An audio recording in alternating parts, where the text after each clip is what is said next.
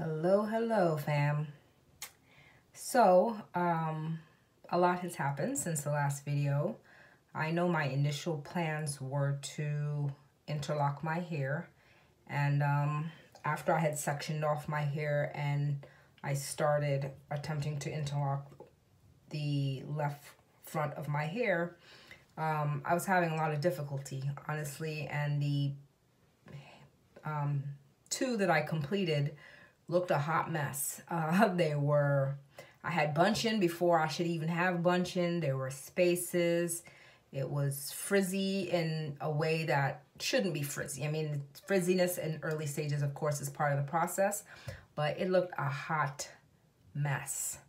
And, but I didn't want to give up, but I didn't want to install a head full of very awful, starter locks, because I mean your base is where everything starts from. So if you start off a hot mess, where you go from there? So I decided to do 2-strand twists. I kind of contemplated between doing braid locks, because I know braid locks tend to stay nice and small, but then there's that, you know, it takes a while for the braid pattern to go away. Whereas 2-strand twists, you know, there's a lot of issues with slippage and it may be unraveling.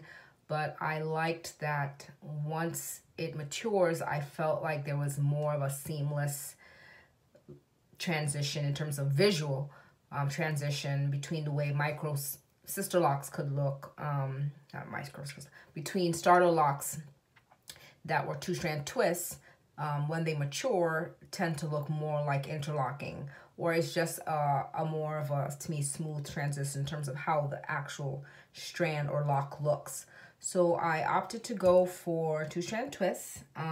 So I started Thursday and did not complete this until Sunday. So I did a few hours, you want to say 6 hours or 5 hours on Thursday, another 5 on Friday. I did a few hours, maybe like 3 hours Saturday before I went to work, and then another 2 hours or so at the back Sunday to just finish up. So in total, I did count them today, and I have 313 locks. So, and just in terms of my parting size, so you guys can see, I tried to be as neat as I could because I wanted to get, you know, a sister lock type of grid system, of course, without the sister locks.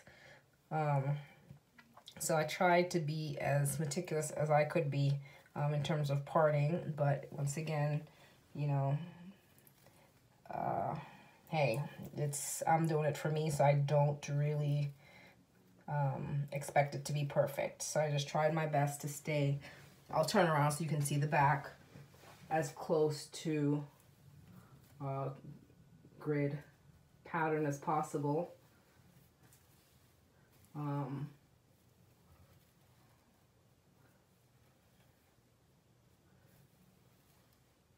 So that's it, guys. I'm very excited for this journey, excited to see how things are going to look, because I honestly have seen lots of 2-strand twists starter locks that were bigger, but in terms of my size, I have not seen a whole lot out there on this size. So I'm continuing to look for people that have 2-strand twists small as starter locks. I've come across a few, and maybe in a future video I'll kind of list their names, but I'm excited to see how this all turns out. You know, the front, my edges, you know, I can't snatch these yet, but eventually when they do grow out, maybe I'll be able to start a lock here.